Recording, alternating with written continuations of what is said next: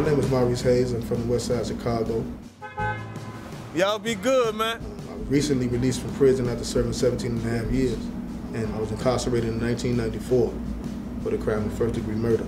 As a father, I've been away from my children their entire life.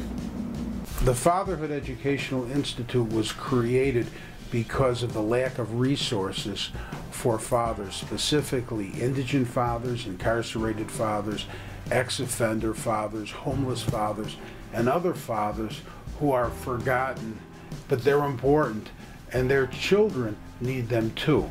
Statistics show that father absence can have a horrific effect on children. My daughter, her and I, hadn't had any communication from the time of two till she was 6. Her mom brought her to see me again, and my baby was kind of big then, so we actually had a conversation. When I was growing up, I didn't really know him. Like he said, the big gaps that we had.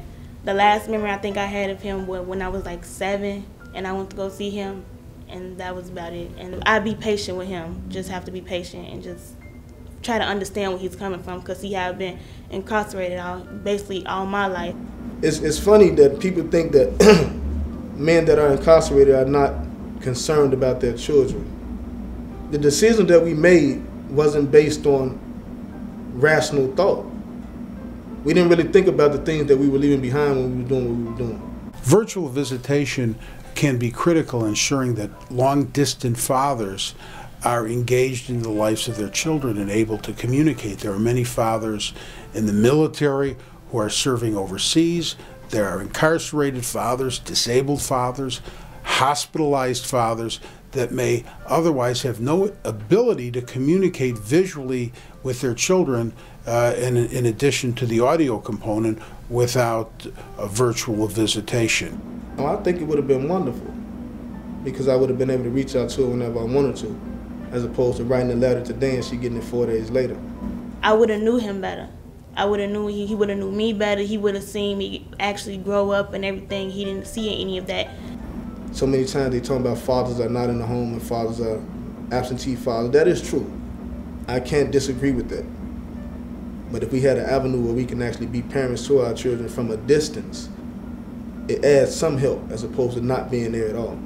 My vision for the Fatherhood Educational Institute is to create a better world where all fathers are provided the same opportunities to parent their children, and all children are provided the opportunity to have two involved, loving parents in their lives. It'd be a wonderful thing, especially for men in prison, and more importantly for their children, who want to know their dads. Who else is more important than a father? The Fatherhood Educational Institute's mission is to promote responsible fatherhood in poverty-stricken, low-income neighborhoods through educational events.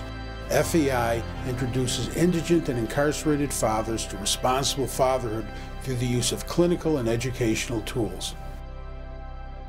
For more information, log on to fatherhood-edu.org. Thank you.